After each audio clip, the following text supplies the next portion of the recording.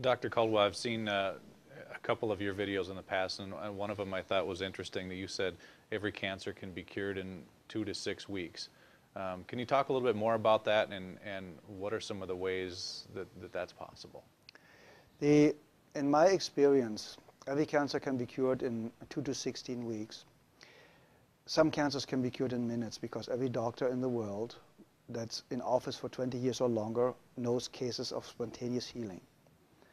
There's even a book out called Spontaneous Healing by a guy I really don't like, and just stating that there are cases of spontaneous healing. That means if it's possible, we just have to find a way to access this. That's number one. So we all know about these. It also happened very often when people go to Lourdes or to these religious places, and it's not really the place that cures them, it's the expectation and the way to that place that cures them. The second, you get rid of acidosis and toxemia. The second, the body gets alkaline and oxygen rich, with juicing a lot of greens like chlorophylls. Everything that's green has a lot of chlorophyll, gives the body a lot of oxygen. Getting your body alkaline with good calcium, with good nutrition, with good trace supplements, trace minerals, will help to alkalize the body. So that means the second you are alkaline, the cancer already stops. It can take a couple of days, a couple of weeks, but it stops. You get the body to a healing pH level, which the pH scale goes from 0 to 14, so 7 is neutral, and you need to be slightly alkaline. 7.36 is ideal. But in the healing phase, you should go up to 7.5. It's a little bit over-alkalizing the system. A great friend of mine, Dr. Martin in Germany, is using oxygen more step therapy, for example, where you take the blood out, get ionized oxygen, and you lead the blood back in. And you do this 12 times, and you have basically brand new blood like a newborn baby.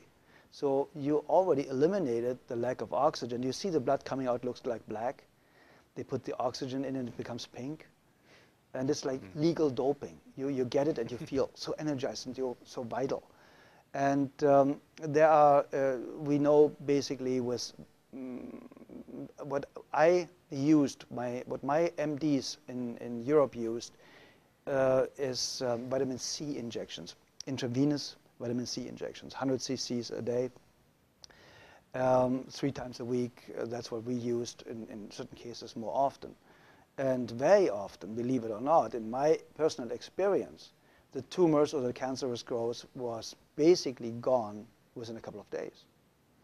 And because vitamin C is so powerful and one of the greatest healers out there, you can fix nearly every heart problem, cardiovascular problem with vitamin C. They want to take it off the market. So it's going to become a prescription medication, and then it's synthetic and will not work anymore, like vitamin E. Vitamin E basically helps you to cure very easy and fast blood pressure problems in any way, shape, or form. That's why they made a study with artificially created vitamin E, chemical created vitamin E. Said, see, it doesn't work. No, of course not. Chemicals don't work. Nature works. If nature creates a problem, nature creates a solution.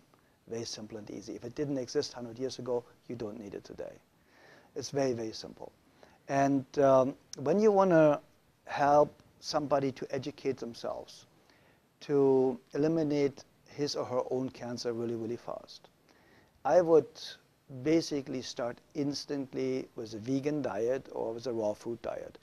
My friend Paul Nissan is one of the greatest raw food chefs. He has fantastic books out there about raw food, so it's accessible for a couple of bucks, how to do it. He has free videos all over his website.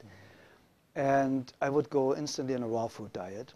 I would go make sure, if I don't have a very rare kidney disease, to drink a gallon of water a day with half a teaspoon of sea salt in it a day, because we need salt for every body function. We need electricity.